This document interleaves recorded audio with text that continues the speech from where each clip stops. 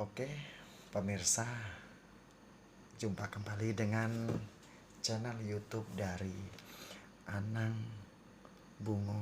Oke, di part kedua cerita pengalaman saya di hari Minggu kemarin.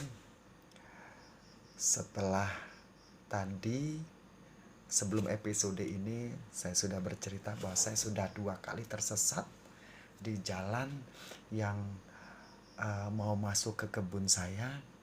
Setelah mendapatkan petunjuk dari ibu-ibu yang ada di dalam hutan tersebut, di dalam kebun tersebut, saya pun mengikuti anjuran ibu tersebut agar keluar dari jalan itu. Kemudian mengikuti jalan, keluar dari jalan itu, terus belok kiri, terus naik ke atas. Terus ketika ada pembelokan, baru saya belok kiri, turun ke bawah. Saya ikuti, walaupun dengan susah payah saya keluar, karena memang medannya cukup sulit untuk dilalui, karena jalan tersebut baru saja dibuka beberapa minggu yang lalu, sehingga belum ada pengerasan jalan, apalagi aspal. Baru saja dibuka, artinya baru didoser. Jadi ketika hujan, jalan tersebut sangat sulit dilalui kendaraan. Kendaraan kebun saja sulit melalui, apalagi kendaraan motor seperti punya saya, yang artinya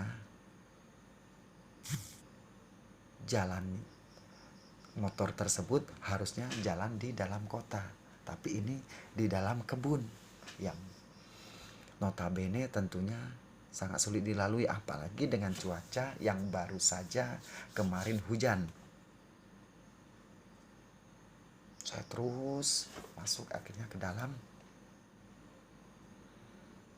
Saya ikuti anjuran ibu tersebut, belok kiri setelah ketemu jalan di depan. Sekitar 15 menit baru saya ketemu jalan di depan, baru saya belok kiri.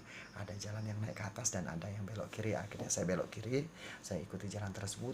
Jalannya juga cukup lumayan menguras tenaga, naik tinggi dengan jalan becek, terus turun juga tinggi. Bentar-bentar kepleset bannya, tapi tetap harus dilewati karena memang itu jalan satu-satunya untuk menuju ke dalam kebun.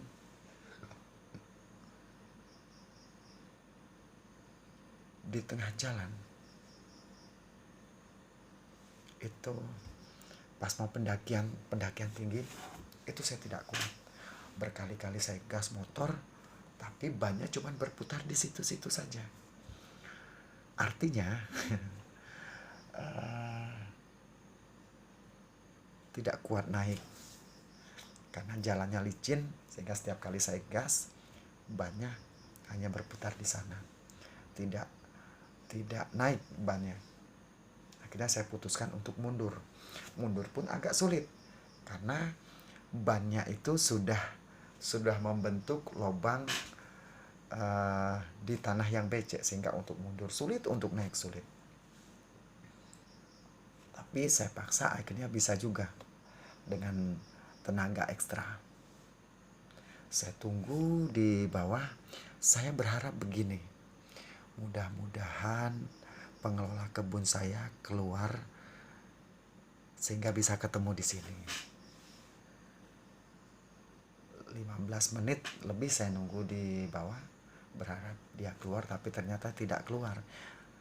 Di telepon juga, karena memang tidak ada sinyal di tempat saya saat itu saja, tidak ada sinyal, apalagi yang jauh lagi masuk ke dalam, tentunya tidak ada sinyal sama sekali. Akhirnya saya putuskan untuk kembali putar pala. Saya keluar dari area kebun, saya masuk ke daerah Trans Sungai Telang. Saya berhenti kembali di tepian rumah warga sambil tetap berharap mudah-mudahan pengelola kebun saya bisa keluar dari dalam kebun. Tapi tunggu ditunggu sekian menit, hampir setengah jam saya nunggu, tidak juga keluar. Saya bingung juga mau tanya dengan siapa, nggak ada orang, mau nelpon juga tidak ada sinyal. Ya udah, akhirnya saya putuskan untuk kembali ke dusun, ke perkampungan. Tadi kan saya di Tran, akhirnya saya kembali ke dusun. Saya berpikir gini, tujuan saya masuk ke dalam itu adalah selain melihat perkembangan luasan area persiapan untuk lahan yang akan ditanam, juga akan memberikan gaji kepada para pekerja dan pengelola yang ada di dalam, yang kerja yang ada di dalam. Tetapi karena memang saya tidak bisa masuk, sehingga saya bingung. Saya masuk itu mau memberikan uang dan juga melihat perkembangan area lahan, tapi tidak bisa. Akhirnya saya berpikir lebih baik saya singgah kembali ke rumah orang tua dari pengelola kebun saya yang ada di Dusun Kara. Dan saya titipkan uang di sana agar ketika anaknya kembali nanti, itu bisa diserahkan uang yang saya titip kepada anaknya dan diberikan kepada pekerja-pekerja yang ada di dalam sesuai dengan kerjanya. Ya, akhirnya saya pulang. Saya istirahat sebentar di depan Pulau Cinto. Itu kebetulan tidak jauh dari depan Pulau Cinto itu ada tanah saya juga di sana, di pinggir jalan. Tapi saya kelola dulu yang ada di bagian dalam, tanah saya yang ada di dalam. Yang di pinggir jalan nantilah pikir saya, karena memang dekat dengan jalan. Jadi besok-besok saja saya kelola, saya utamakan dulu yang bagian dalam.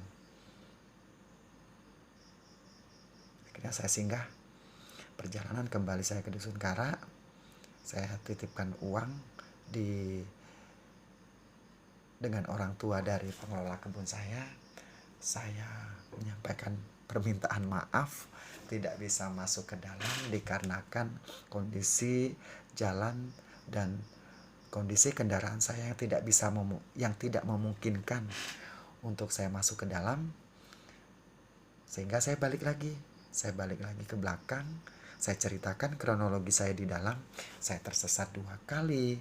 Saya mau masuk ke dalam, ternyata jalannya tidak bagus, sehingga ketika mendaki motor saya tidak kuat. Terpaksa akhirnya saya mundur, saya balik lagi, dan saya temui orang tuanya, menyampaikan permohonan maaf dan menyampaikan salam untuk anaknya tersebut yang bernama Zarnazi. Saya sampaikan pesan untuk tetap semangat mengelola kebun, karena ini untuk masa depan kita. Ini aset kita. Makanya harus serius mengelola kebunnya. Kalau memang serius, kebunnya jadi, kita tunggu hasilnya juga insya Allah ada. Kalau kita serius bekerja, insya Allah ada hasilnya.